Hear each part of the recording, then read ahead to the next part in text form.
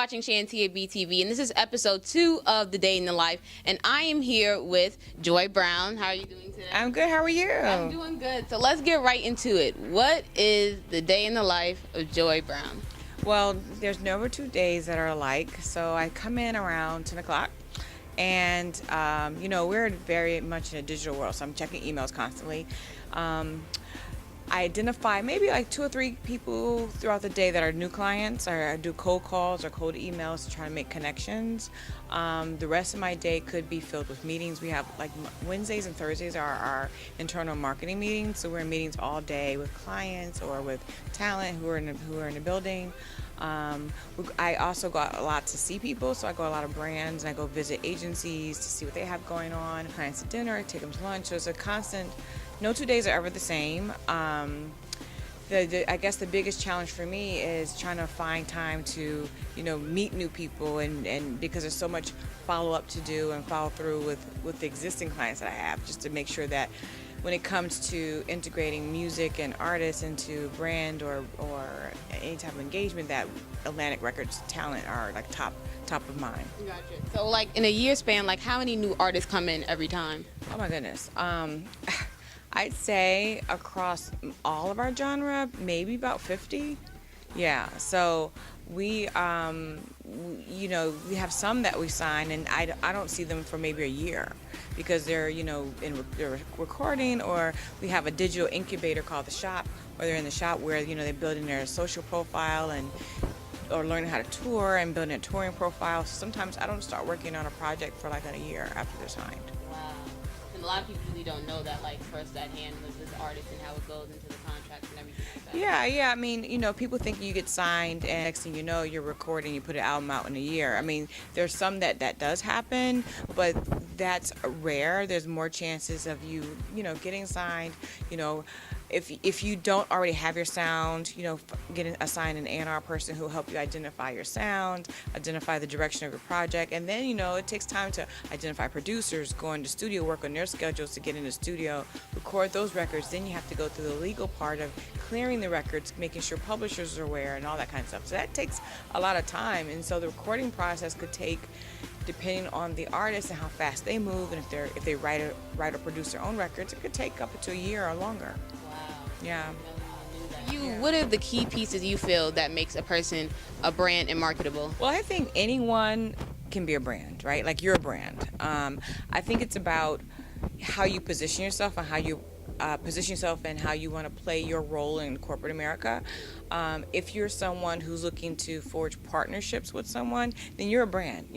It's about you bring value to something, and so as long as you can bring value to whether it's a brand or it's a platform, or if it's an event, those are ways that you kind of amplify what someone else has going on. So for example, I'm here to support your brand as you're building your brand because this helps amplify what you're doing. That's the same thing I do for artists.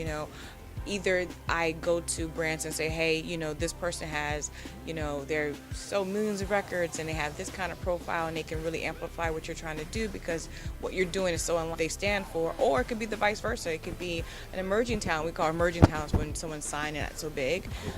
We say, oh, okay, well, this brand or this agency, you guys are doing phenomenal work in this area. This artist would be great to grow with you, as they're getting started and they're growing to be this bigger and have more success. If you get in bed with them early, then, you guys can grow together and have an organic relationship. So it works both sides. But I tend to think that people kind of overuse the term brand. Yeah, and not everybody is a brand. Some people just aren't brand friendly. They either don't understand that at the end of the day it's a business, and so how you position yourself, you want to be professional, you want to show up on time. If someone is going to offer you a deal, then you have to make sure that you execute the terms of the deal to the full extent that you agreed to, because when you don't, that's bad business. And so not everyone understands that, and and there's some artists I work with who don't want to be a brand, or don't want to play. Let me say, they don't want to be in a brand space, and that's fine too, because they really want to be taken organic to what their music is about and what their livelihood is about, and they want to focus on that and not have to feel that they have to conform to be in line with their brand. Absolutely. That makes sense, though. So as far as artists are concerned in the branding, because for marketing and everything else that's going on. So let's say, for instance, as Missy Elliott for the Lyrical Sprite Collection and Jack Daniels, how would that go as far as with the artists? For both examples, those are opportunities where, we talk to, when I say I come in and I call people and I talk to them and email them, that's staying on top of your existing relationships, right? So it's, me talking to the Jack Daniels team on a consistent basis, I can speak specifically to the K. Michelle deal because that was, it's, people don't understand how historical that deal is because Jack Daniels has never done, they're going to do a flavor profile with her. And they've never ever done that in the history of how long they've been around. So it's an amazing opportunity for her. But that took almost 2 years of me constantly pitching them, keeping them abreast of all the great opportunities or great things she's doing in TV and press, keeping them abreast of her celebrity profile as she grows. And then part of it too is like helping them understand the landscape of music and how it could be beneficial for their brand. And so that takes a while, especially for brands who are hesitant about playing in that space. Somewhat like Missy Elliott's a little bit more easier because she's a superstar and she's an icon. And so for her, it's about finding deals that make sense for her. Because she can get almost any deal, but not every deal makes sense for her and her brand. And so it's really aligning her with things that make sense in her space. Yeah. Now I know you worked with her over the years, so how did it feel with the VH1 honors earlier this week? Oh my God. How did that feel for you? Actually I worked with her and Little Kim, so I got my job here, started working with Little Kim first.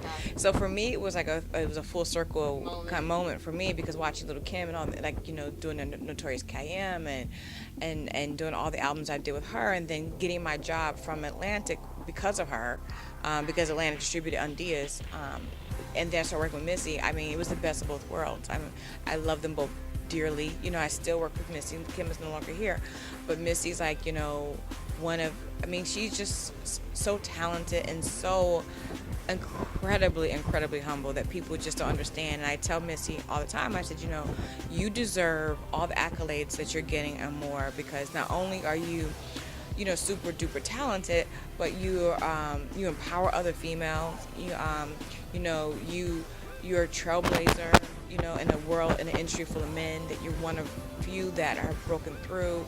She's had her own label. She was one of the first hip-hop artists that had her own clothing line with Adidas. She's broken down barriers, opened doors for the next generation of girls to come through. And so I'm very proud to say that I had a hand in, what she has going on, and I know she knows I love her dearly because I blow her text messages all the time. I was like, she is so humble. She is, and I think one thing about working with her is that what you see, what you get. She's not fake. She's not phony. That's who she is, and she's a very caring and loving person, and you can tell. You can tell just by her acceptance speech. But that's her. Yeah. That's amazing. So starting out early in your career, what is something you wish you told your younger self starting out? Oh yeah.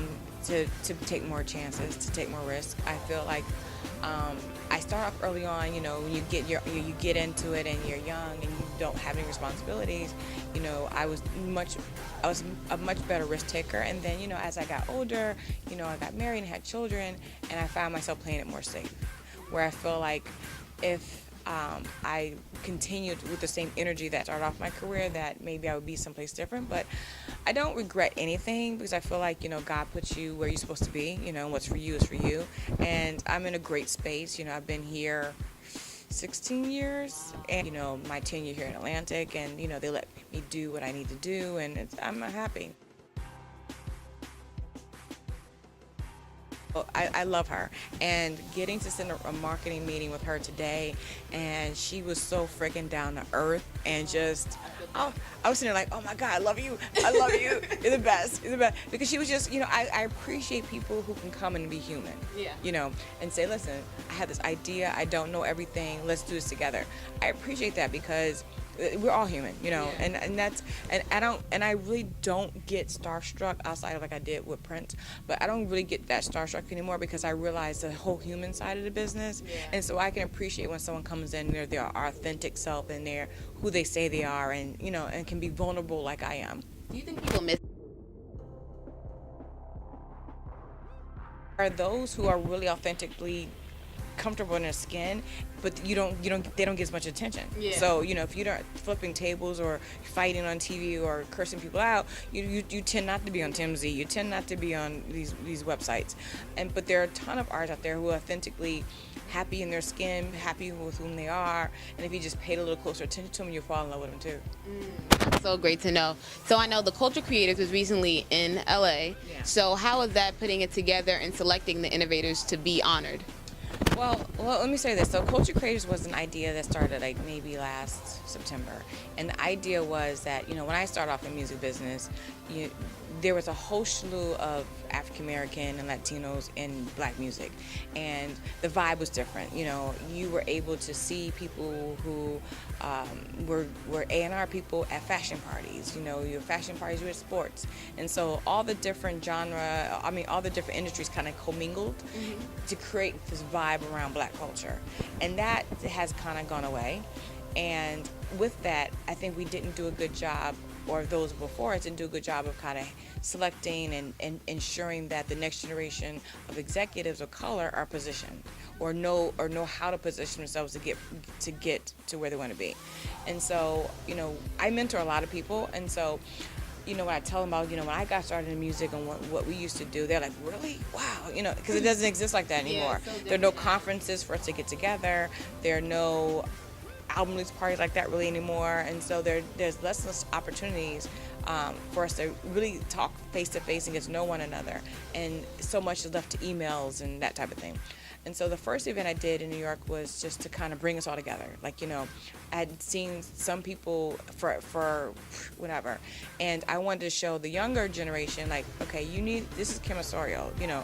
She's an I Am Mother, but she was like the woman at the source. People don't know people's legacy and their history, and that era of black music from the 90s to 2000s was the biggest era outside of black music, outside of like the Motown era. And so we need to have more attention to it, because from there you have legacy artists like Jay-Z and Nas who come out of that, and there's so much to still be learned from that era that we just haven't shared. And so the goal of Culture Creators is to kind of go back and get those people who were the leaders and the trendsetters of that time period, bring them back for the younger generation to like tap in and mentor and provide leadership opportunities and skill set for them. And so the New York was to kind of set the tone, and then LA around Grammys, we did a party to kind of set the tone too, and that was great because that was the first time we had a multi-generational party. Wow. So we had from Kiki Palmer to Andre Harrell party in the same room, from like 22-year-olds to 50-something-year-olds, and it was no VIP. Everyone came, they had a great time, the vibe was great, and so that was just kind of like to introduce the idea on the West Coast. And then what was important for me for BET was to do, to honor ourselves, because we work so hard for these artists and these fashion figures, whatever, and there's no award shows for us. Right. There are no, outside of getting your name on album credits, that's really about the extent of it. Your paycheck doesn't change, and so there's nothing to recognize those who sacrifice. There's times where I used to do conference calls after I put my kids to bed at midnight, or stop my vacation to do conference calls, or not go on vacation because of an album coming out.